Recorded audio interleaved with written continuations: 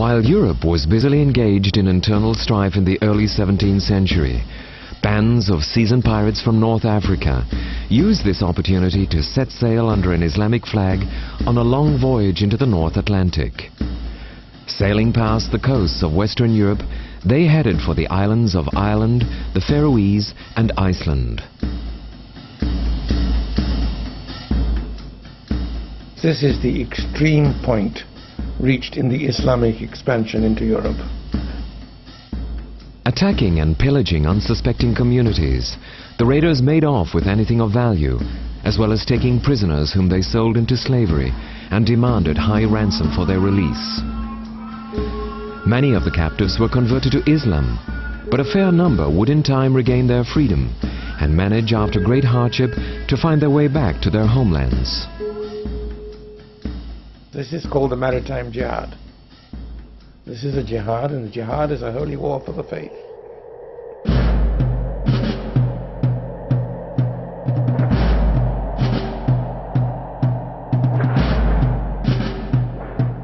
This is a highly political story, but it is also a personal one, of individuals whose names we know. We have no pictures of most of them, so we must borrow their faces from the rich gallery of 17th century portraits.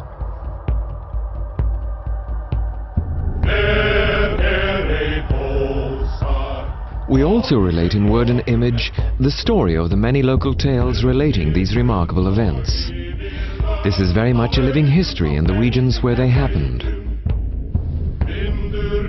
At the same time, this is the untold story of an Islamic jihad deep into Europe, of Europeans captured and sold into slavery in Islamic Africa, at a time when Europeans were beginning to sell Africans as slaves to America. We listen to the accounts of local people, and we dig deep in the archives so as to unravel an incredible but true story which has never fully been told before.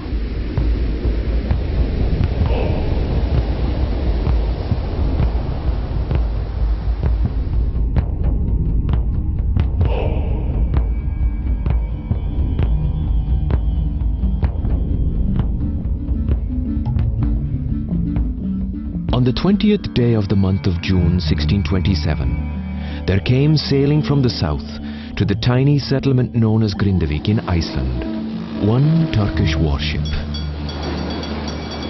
These are the opening words of a contemporary report.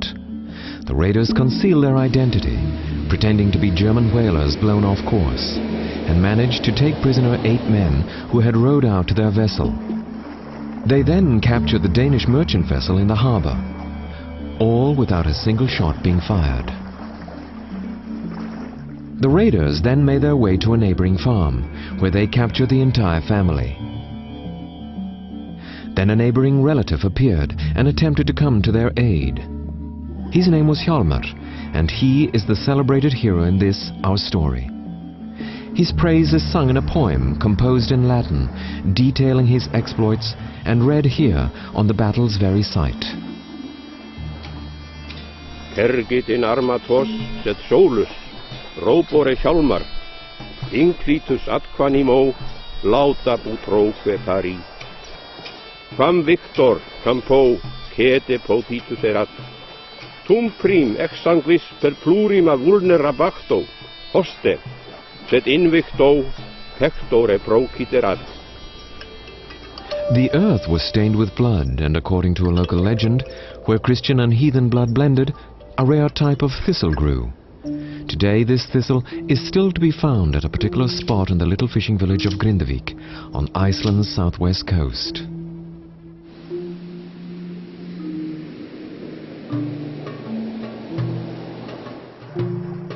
With the booty from Grindavik, the raiders now headed for Bessastaðir, the seat of power in Iceland. Today it is the presidential residence, but in 1627 it was home to the Danish Governor-General. At this time, Iceland was ruled by the Danish king. The country's official emblem was an unusual but yet appropriate combination of a fish and a royal crown. At Bessastaðir there was practically no defense, except for a light cannon or two, so the governor ordered nearby merchant ships to immediately join him. He then improvised a defense wall made of stockfish and covered with turf. He and his party rode out in saddles with brass inlays, pikes in their hands. As the sun reflected off their saddles, they had the appearance of a whole army of defenders. Cannon fire was exchanged, and during the clash, one of the raiding ships ran aground on a skerry. Some Icelanders now considered this to be an opportune moment to attack the raiders and free the captives.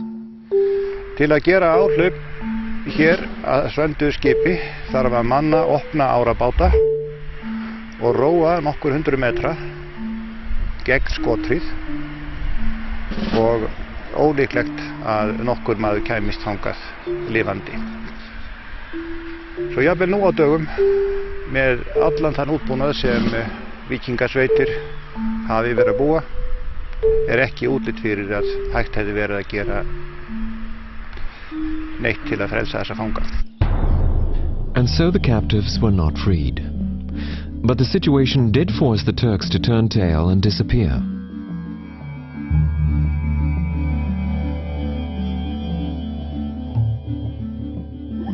For the moment, all was quiet in Iceland. However, no one knew whether this was merely a brief intermission before the next onslaught.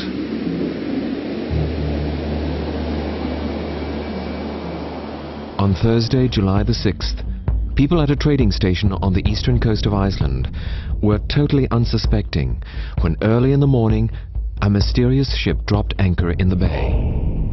Upon coming ashore, its crew captured the local Danish traders who were still fast asleep. Next, they hunted down the local population. The raiders split up, with one group heading for a large nearby farm where they took 20 people prisoner. Another group went to the vicarage, capturing the minister, his wife, and 9 others.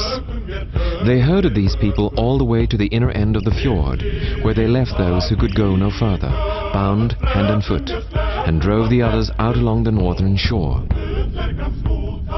Several bands of raiders moved from one farm to another, taking people from each in turn, householders, children, farmhands and beggars, and killing the old and infirm. Ópin ráku höfnum að, höfðu þá drepið 9, til hafs úr byggðum hröktu á stað, 100 fólks og 10.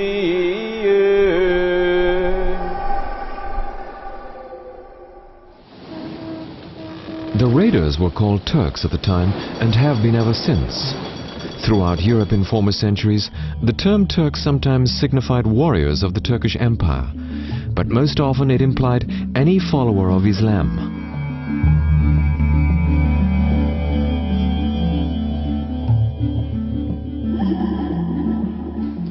Ja, in der frühen Neuzeit hat man natürlich keineswegs nationale Kategorien, wie sie dann im 19. Jahrhundert oder im 20. Jahrhundert auftauchen, mit so einem Wort wie Türken verbunden, sondern Türke war alles, was aus dem Orient kam. As time passed, Icelanders would begin to view the story of the raid in a new and heroic light, giving it a wholly new interpretation. Sagan segir að Tyrkir hafi náð smala frá Snæhvammi, sem hér nokkrum kilometrum innar bæ, og færðu hann í bönd, og þetta hefur verið í góðu veðri vafalaust því að hann síðan leggjaði sig til hvíldar og sofna, en ekki hafa þeir nú gengið betur frá smalanum með það að honum tekst að losa böndin, og hann hefur verið kjarkmaður góður því að hann ekkert að leggja á flótta strax. Hann sér í hendi sér að nú þurfa hann að gera Tyrkjum skráveifu, og hann byrjar á því að míga í púðrið í byssuna þeirra. Síðan tekur hann á rás inn í Snæhvam. Snæhvamsmenn fari í Tverhamar og safna liði. Þá voru hetjur á hverjum bæ og héldu hér út í Hrútasúlnagili, og þá eru Tyrkir að vakna af miðdegislúrnum. Grípa þegar til byssanna en þær virka ekki. Og þá hófu þeir áhlaup á mennina, þeir Tverhamarsmenn og Snæhvamsmenn, og þeir börðu þá hérna niður gilið og hérna niður fyrir og niður í sjó. Og einhverju munu hafa spýtt rauðu á þeirri leið. Og síðan áfram sem leið liggur út af klöppinni sem gengur lengst hér út í sjóinn, þarna í miðjunni. Og þar lömdu þeir þá síðustu niður og drektu þeir þar út af klöppinni. Og hún heitir síðan Kirkjaklöpp. Nevertheless, fear and suspicion of the Turk would linger on right up to the 20th century. Amma mín sagði okkur oft sögur svona af Tyrkjónum og var alltaf greinilega hrædd við þá eða hrædd að þetta gerðist aftur. Og einhvern veginn höfum við 2 elstu systkinin drukkið þetta í okkur og rætt það mikið hvernig við ætlum að forða okkur ef eitthvað gerðist eða einhverju kæmur sem þá ætlum við að hlaupa heima frá bænum.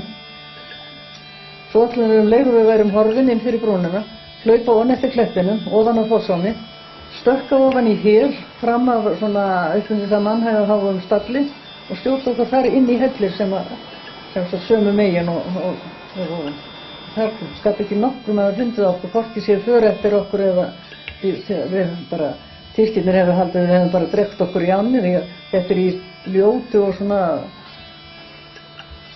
straumþungu gili. The children of the 20th century can manage to escape in their game. But in 1627, the children of the East Fjords with their parents were taken hostage on board pirates' vessels. Nor had their captors, multinational followers of Allah, had their fill. Rather, they now headed for still richer pickings, the Westman Islands off the south coast of Iceland. Small, isolated islands had always been a favorite target of pirates. The landscape of the Westman Islands harbors many memories. The dramatic and violent events experienced by the island's small community, those fateful summer days in 1627, remain a vivid memory. Each spring, local children make a study trip of the main island to learn the details of the raid and recreate them in pictures. Here, overlooking the traditional sea entrance into the harbour of the Westman Islands, the Danes built a small battlement, complete with cannon. Today, children scamper about while they learn of their forefathers' preparations and fears during the summer of 1627. News of the raids had already reached the island community. The cannon and the fort were put at the ready. People prepared to flee, some of them to caves in the cliffs used to dry and store fish. No suspicious vessels were sighted on the horizon, and peace soon returned to the islands. But was it merely a calm before the storm? Later, people with second sight would claim to have seen portents of what was to come. Modern children can imagine what they looked like. On Monday, July the 16th, 3 ships were sighted east of the islands, making but slow progress in the calm weather. Were they perhaps Danish, sent to defend them? The ships, however, were not Danish. Their crews avoided sailing within range of the cannons, but instead made land at an unexpected spot no one had ever attempted before. The children survey another side from the story. It was here the attackers poured onto the shore on the evening of July the 16th, 1627. The raiders split up into 3 groups, charging forward with war cries and red banners flying. The largest group headed straight for the so-called Danish houses, the center of the settlement. Here they held their prisoners. The local church was pillaged and desecrated. In the blood-soaked trail left by Allah's warriors in the Westman Islands, there is one story of mercy extended. In this residential district in the Westman Islands, there is a large rock which is said to be blessed. A pregnant woman fleeing from the raiders could go no further. Exhausted, she lay down in the shelter of the rock to give birth. When a raider came upon her, instead of harming her, he would place his cape over her. One of the 2 Lutheran ministers on the island was a composer of psalms, which are still sung in Icelandic churches today. He fled with his household to a cave, where he read them consolation from the Bible.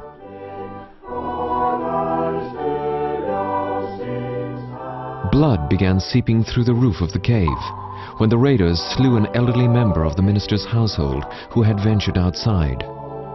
Armed men rushed into the cave, led by an Icelander who, according to some reports, was a former servant of the minister. This Judas addressed the clergyman. "What are you doing here? Shouldn't you be at prayer in your church?" To which the minister replied, "I was there this morning. Now I am here.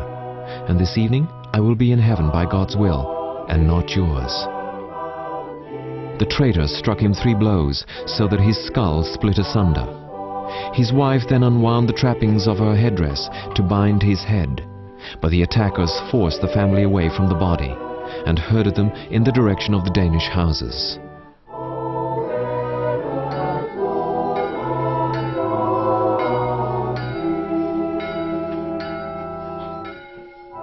The minister was deemed a martyr after these events. His gravestone is still preserved, with the Latin inscription Occisus, meaning slain.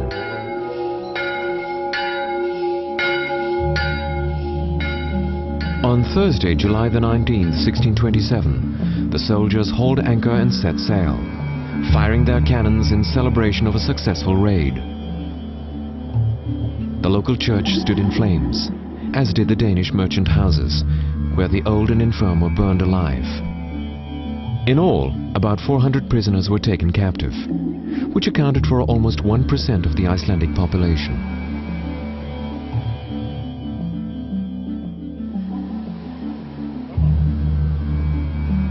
Two years pass, and peace has returned to the North Atlantic. Then, in 1629, the raiders make the long voyage northwards yet again, this time in order to attack another island of the Danish monarchy, the Faroe Islands.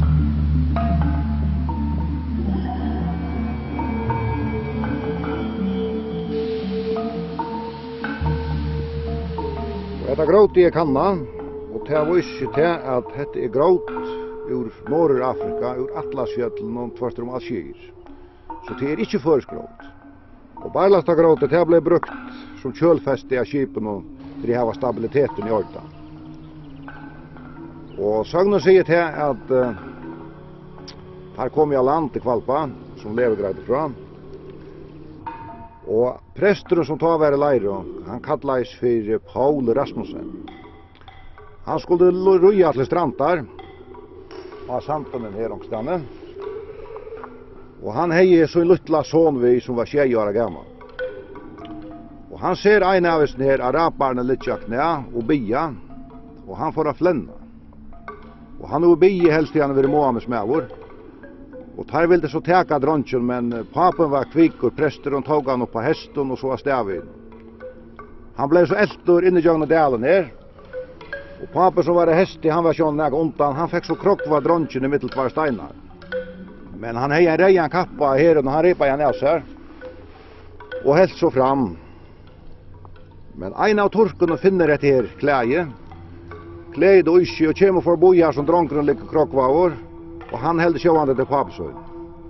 Og råpar av papasøyn som han helder i papasøyn om at teka ikke vi, men jo den turkje.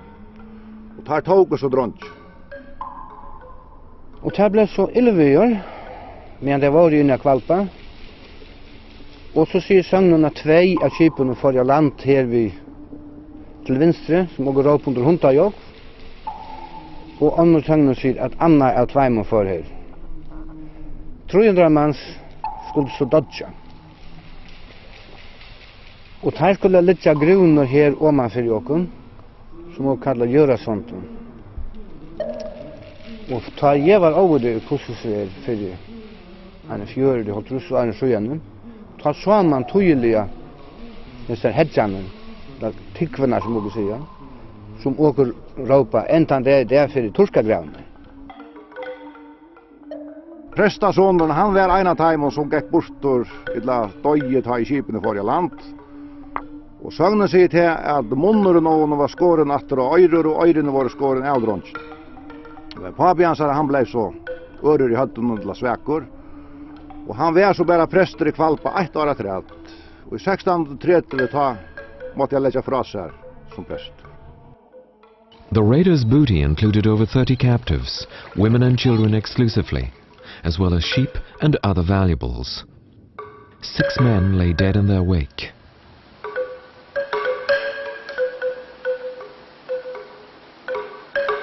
Another 2 years pass, and once more the raiders take to the Atlantic, though not as far north this time.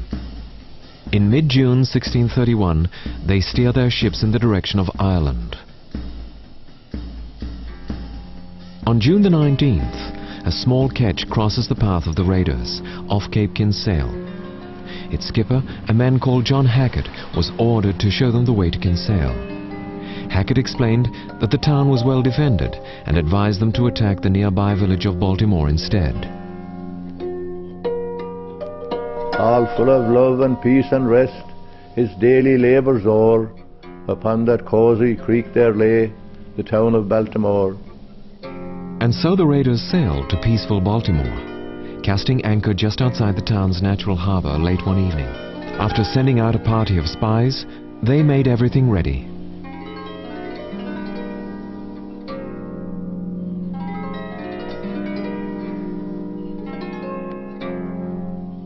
And the yellow valla breaks above the prayer and shriek and roar. Oh, blessed God, the Algerine is Lord of Baltimore. To commemorate the sack of Baltimore, the town's children reenacted the event one summer night.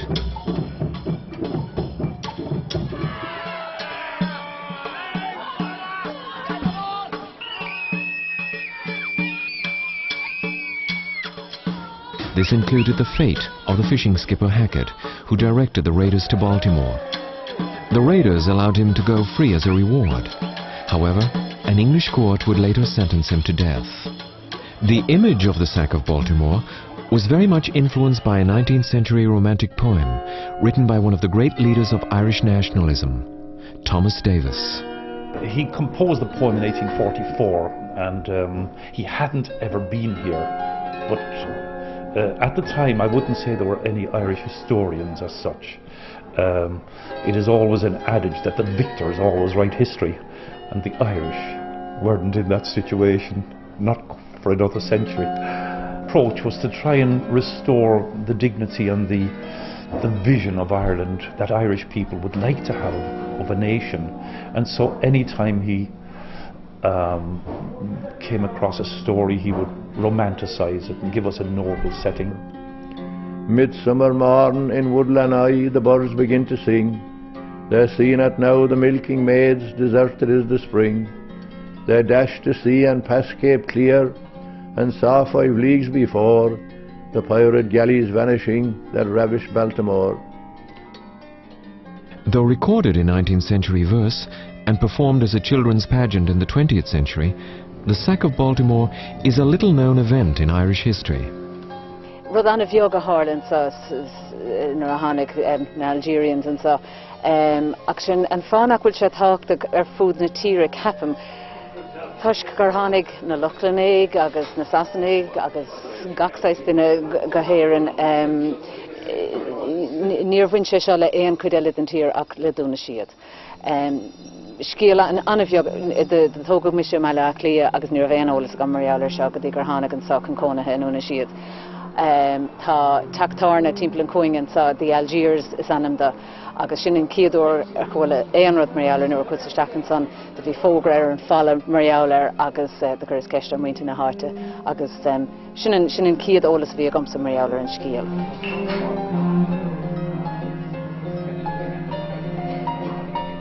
But when you compare it to 1.5 million people who died of hunger in the famine and maybe 2 million people having to immigrate, then you know it wasn't a major historical event in Irish history, I suppose. You know, going to school, you learn history in school, and I remember my own history in school. The history was always about the British and the Irish and the horrible things they did to us.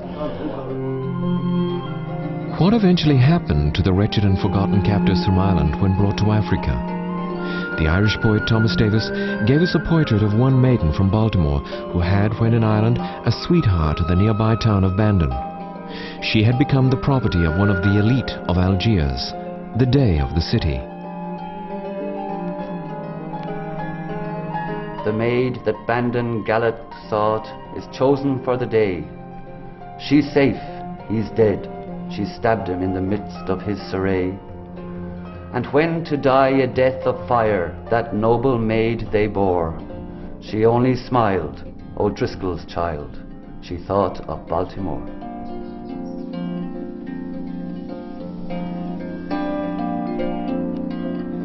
The noble Irish maid depicted in the poem is a fictitious person. Of the fate of the captives from Ireland, we know very little. We are, however, on firmer ground as to the fate of the captured Icelanders. The most renowned among them being Guðríður Símonardóttir, immortalized in works of fiction and the visual arts. She has found a contemporary spokesman in an Icelandic author who has written extensively on her fate. Hún var ambátt hjá Ali Day, það höfum við skýrar heimildir, hún segir það í sínu bréfi, í því bréfi sem hún ritaði. Hryggist ég og særist daglega að vita hann í þvílíkri neyð og háska sem oss upp á lagt vegna vorra synda. Hún staðföst í sinni kristni trú allan tíman. After many years in captivity, she would eventually return to Iceland, but was forced to leave her only son behind in Africa. Gleymd ekki skapar þínum lausnara. Mundað hafa yfir versin þín sem ég hef kennt þér. Even though one letter from Guðríður in captivity exists, large gaps in her story have to be filled in by guessing. European artists portraying the lives of slaves in Algiers in a propaganda war against Islam, the arch enemy of Christianity, were also guessing to a large extent. Sometimes they depict the city as a hell on earth, a place where men devise the most ingenious and horrible forms of torture. But there was also another side to the slave cities of North Africa. Some slaves had kind masters, regained their freedom, and were as satisfied with their lot as anyone can be who is torn up from their roots. Anna Jaspersdóttir, an attractive woman from the Westman Islands, married a Spanish Moor and converted to Islam, at least publicly. After that, she was dressed in furs and royal purple, according to her Icelandic contemporaries. She and her husband paid for her father to be set free. He managed to return to Iceland and praised his son-in-law for his generosity. Among the Icelandic hostages taken was Pastor Ólafur Eyjolfsson, the local Lutheran clergyman from the Westman Islands. A well-educated man, he would record events in his travelogue, a unique documentary source where his keen eye catches every minute detail. The land yields 2 crops yearly, and all the fruits of the earth flourish there. The grass is never cut, and sheep and cattle remain outdoors all the year round, since there's no winter. These pagan people reap all the benefits in this life.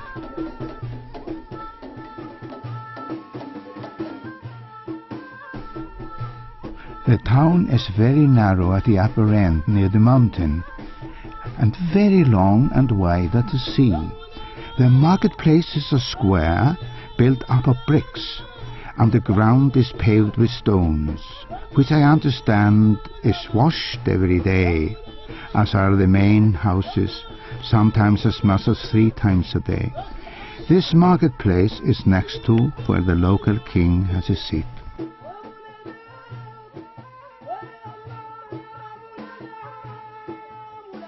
Now the people from the Westman Islands were brought to the marketplace, and the king selected every 8th person. His first choice among the boys was my own poor son, 11 years old, whom I will never forget as long as I live. Then he said with great sadness, "Father, they can do with my body as they will, but my soul is forever the Lord's." After the Icelanders had been sold into slavery, Pastor Eyjolfsson was summoned before the city's authorities. He was instructed to make haste with the news to his king, Christian IV of Denmark and Iceland, and request that the monarch pay a ransom for the release of his subjects. With much pleading, he was allowed to bid farewell to his wife and 2 young children, before meeting with the city's rulers, who would grant him a letter of safe passage. He was then put on board a ship bound for Italy. After weathering stormy seas, they finally reached Livorno. Pastor Ailson, who had been a chained captive of both Turks and Moors, was no sooner a free man in this Christian city than he witnessed the very image of his own previous fate: shackled slaves. The irony, however, was that these were Moorish slaves taken prisoner by Christians. They were not of flesh and blood, but of bronze, newly placed on a pedestal when they caught the pastor's gaze.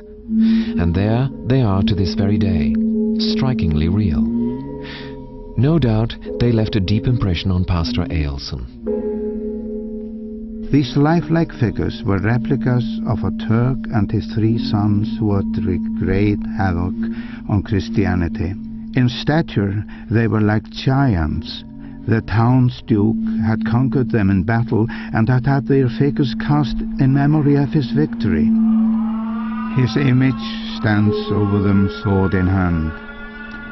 Scripture tells us that bad fortune will befall the ungodly.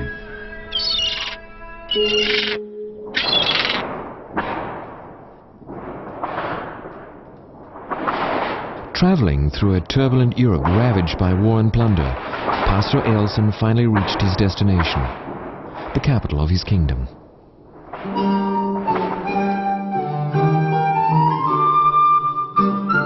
On the 28th, I came to Copenhagen, and as soon as I got there, I was received as an angel of God. Danish merchants who traded with Iceland wined and dined Pastor Ailson for many weeks, and he would be guest of honor at numerous banquets hosted by Danish nobility and Icelanders.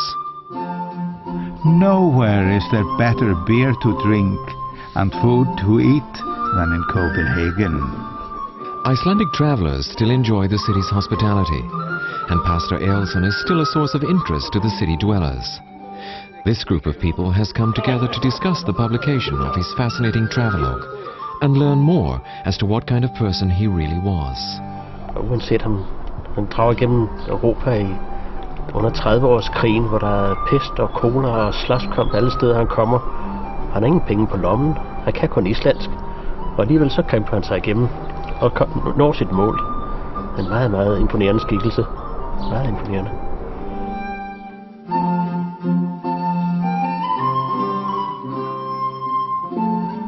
On the 8th of April, I got the opportunity to see His Most Gracious Majesty, the noble-born King Christian of Denmark and Norway, the 4th of that name. This gracious monarch seems to be humble and gentle with his subjects. While the king expressed his willingness to pay the ransom, the ravages of war meant that Denmark had lost extensive territories, and the royal coffers were empty. My sorrow deepened again, because then all my hope was lost, which was that I would get support there, and so buy my wife and children's freedom. Pastor Ailson expected the Danish monarch to help him and his fellow captives. But was King Christian obliged to do so? Han havde bestemt pligter. Han havde jo underskrevet en håndfæstning, hvor han lovede at forsvare sit land og sit folk med yderste evne. Og der er ingen tvivl om, at det mente han bestemt også, han gjorde. At han så var lidt uheldigt indimellem, det er der jo ingen tvivl om. Og der er ingen tvivl om også, at Christian han følte et dybt ansvar over for sine folk. Og det var ikke bare dem i København, men det var sandelig også i Norge og på Island og på Færøerne, som han helt klart interesserede sig meget for, meget mere end de fleste andre konger har gjort. The king was unable to offer assistance for some time, but Pastor Ailson did manage to get his wife freed. As to his children, he never saw them again. However, writing about his trials and tribulations would help ease the pain. Oh, that I might comfort and strengthen my people with my words. But whether I speak or not, the pain in my heart remains. Whatever may unfold, we are the Lord's.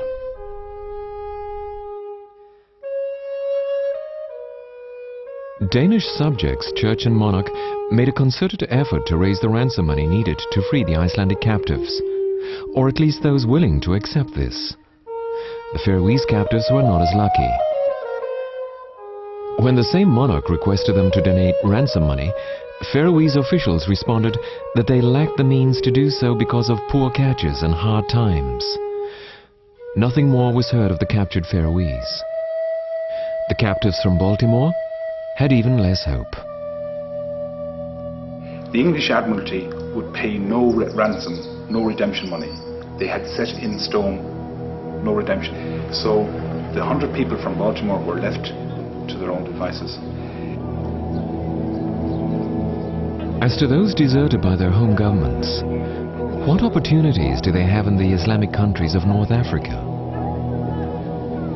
The whole of the commerce of the Barbary Coast was based around skill. If you had skill, if you had intelligence, if you had drive, no matter where you came from, you could come from a small village in Croatia, a small village in Ireland, or a small village in Iceland. But if you had the drive and the vision, you could make it in a society that was open to change, as long as you accepted Islam. That was the only condition.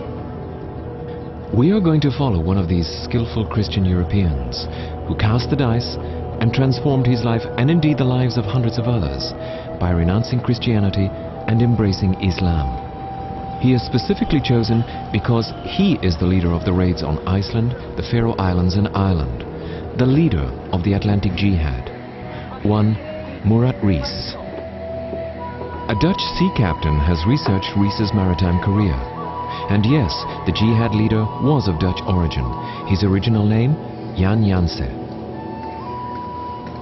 Maar als je hier om je heen kijkt naar 17e eeuwse huizen, veel water, en als u achter me kijkt ook nog de zee, dan kunt u zich voorstellen dat Jan Janse in een omgeving zoals dit is grootgebracht en dat hij als kleine jongen en misschien zelfs als jonge man in dit soort omgevingen zijn eerste levensjaren sleet voordat hij naar zee ging. Our hero Jan Janse went to sea, where he is captured by Algerian pirates off Lanzarote in the Canaries. He has a wife and family in Holland, but in the city of Algiers his life is transformed. Jan Janse converts to Islam and is given a new name, Murat Rees. He is taught the pirate's trade by the best in the profession and soon makes a name for himself. Then he disappears, only to reappear suddenly a few years later in Morocco, to be precise in the city of Salé, from where there was growing pirate activity northwards into the Atlantic. Salé was a bustling city with Berbers plying their wares, European emissaries and merchants negotiating the release of slaves and selling cannons, Jews serving as merchants or local government officials. And then there were Moors, driven from Spain and hungry for revenge. In the city of Salé, Murat Rees rose to the position of King's Admiral, and in that capacity he conducted the raid on Iceland. Upon his return in August, while the captured Icelanders and Danes were being sold into slavery in the marketplace, he sat writing in his castle. He wrote officially to the Dutch government, apologizing for the capture of a Dutch vessel by one from Salé. The letter of February the 16th from your excellencies I received only yesterday, since I have been at sea. You speak of the breaches in the alliance between our governments. The captain of our vessel is not to blame, his crew having mutinied. I am heartily sorry for this disobeying of my orders, and I will do all in my power to benefit my fatherland, to respect and honor it, so long as I draw breath.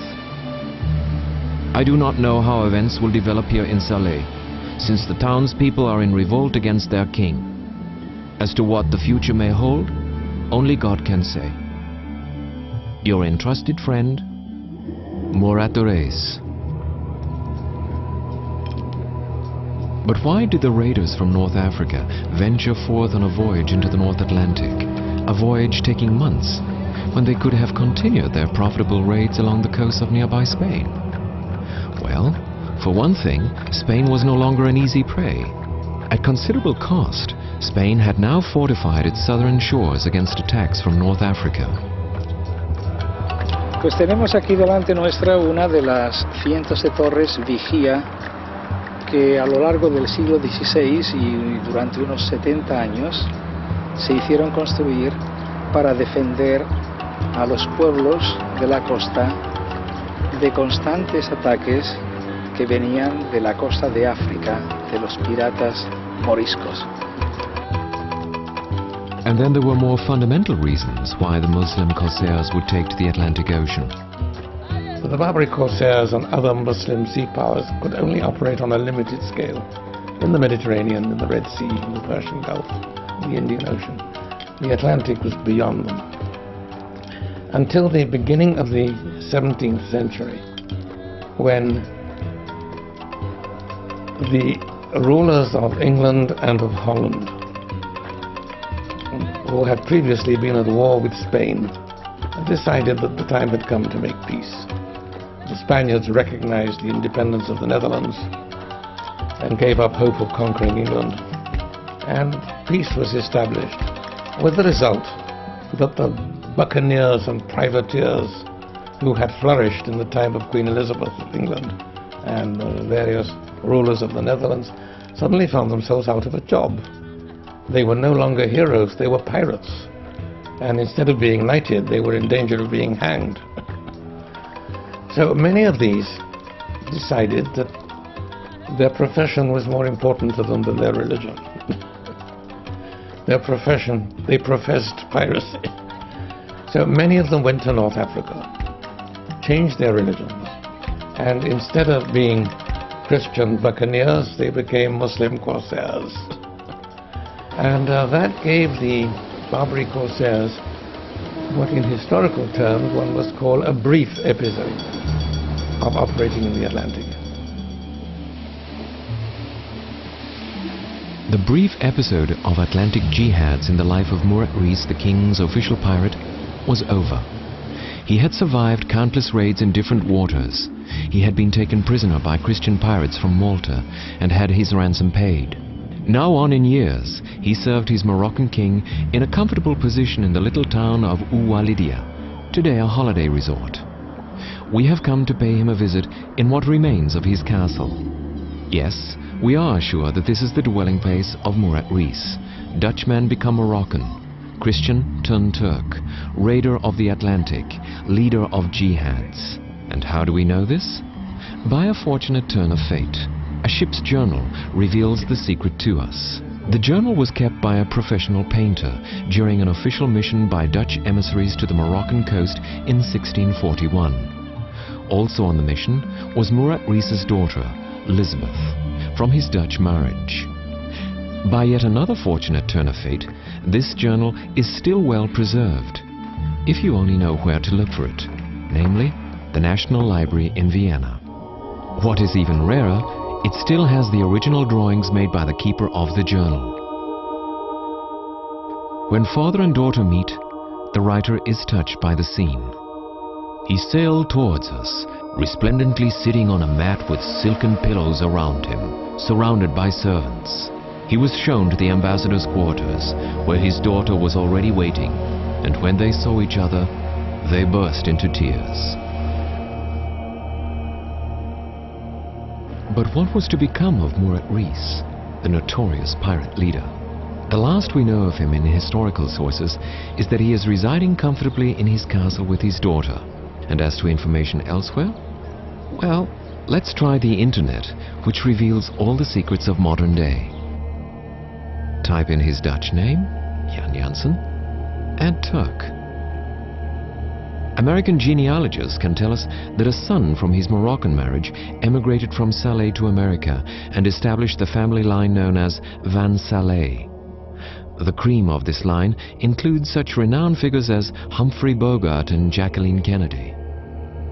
Such future family fame Murat Reis could hardly have imagined, residing in his castle in North Africa in 1641. But how does history go about evaluating such a complex person as Murat Reis?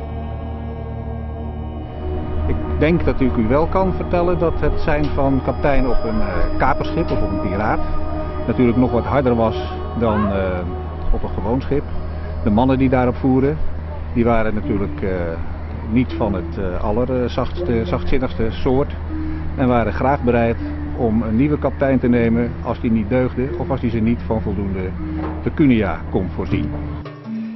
You cannot have a career that long without being intelligent, without being bright, but without having a degree of humility and understanding of the human condition, of what it takes to achieve it. Yes, a fascinating man, and very impressive. While the secrets of pirate leader Murat Reis can be unveiled in the Library of Vienna, secrets of the victims of the Atlantic Jihad are kept here, in a bundle of documents at the National Archives in Copenhagen. They tell the story of a Danish envoy named Ambrosio Volgerson, who was in the midst of the bustling slave city of Algiers in 1645. He concluded agreements with slave owners and managed to ransom 23 persons, among them 8 Icelanders who had waited 18 long years. Here are their names and the price of their ransom. Combined, the amount is the equivalent of several private apartments in modern terms. One of them is Barbara, the mother of 3 children. Everyone wanted to free her. Who could she be? Freed after 18 years of captivity, her children must have been born there and she herself only a child when captured. Still a Christian after all these years? And her children not converted to Islam as was usually the case? As to what happened to her and the group of captives, we only know that they managed to cross the Mediterranean and travel all the way to Copenhagen. After that, there is merely silence.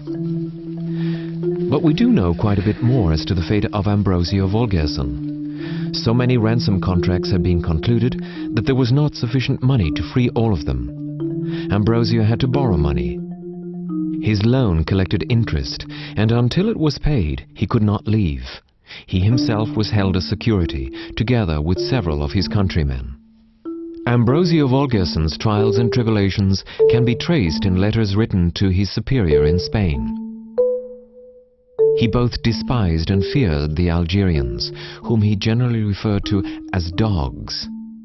He could not be ransomed himself because the king's coffers were empty after a new military defeat. Months passed and turned into years. His despair grew, and there were few options open to him. Should he flee, take his own life, or become a pirate himself? Could he have chosen a different course, lived a comfortable life in Aalborg with a family in a house similar to this?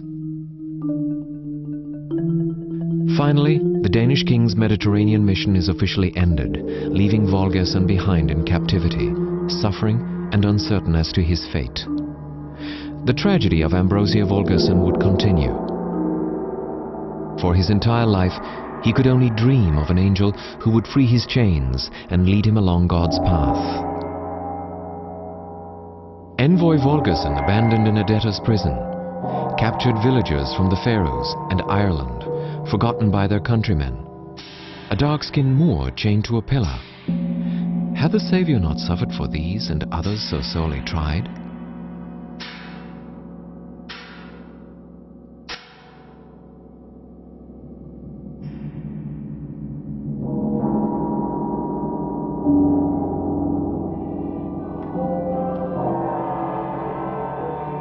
As the small congregation gather in a low-ceilinged church at Cross on the south of Iceland, they are reminded of their ancestors who suffered so much in that fateful year of 1627. This altarpiece has been here for over 350 years. It was donated by Claus Eolsson, chronicler of the Turkish raid, and Niels Clemenson, merchant of the Westman Islands, who fared worst in the attacks. The little choir sings a psalm composed by the pastor who became a martyr in those never-to-be-forgotten raids on Iceland.